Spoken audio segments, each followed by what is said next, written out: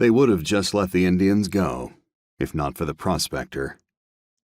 A team of mule skinners out of Deadwood and angling northwest to Montana had found him, along a creek when they'd stopped to water the animals.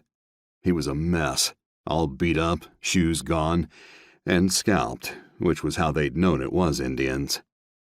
One of the freight drivers recognized the prospector as Henry Jakes. A mule and the man's Spencer rifle were missing. The mule skinners took the body to the nearest marshal, who sent a telegram to the Bluecoats at Fort Keogh. Lieutenant W.P. Clark hadn't been happy. The Northern Cheyenne trouble was supposed to be over, but there were always rogue groups, and a murdered white man wasn't something he could ignore.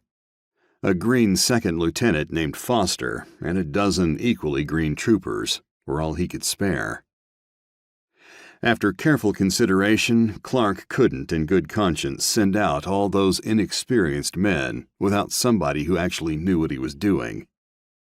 He called Master Sergeant Isaiah Parks into his office. Parks snapped to attention, throwing out his barrel chest. He was a beefy, florid-faced man with red hair, now streaked with gray, 45 years old, 22 of which had been spent in the Army. He'd taken a Confederate bayonet to his left buttock at Bull Run and had only in recent years developed a sense of humor about the scar.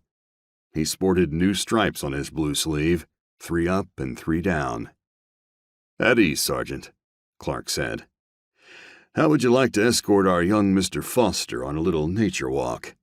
"My pleasure, sir." "You understand what's expected?"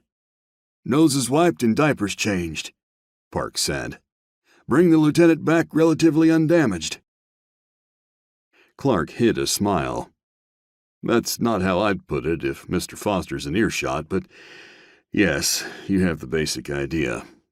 I suppose I should send an experienced scout with you. Is Mort Whitaker still in camp?"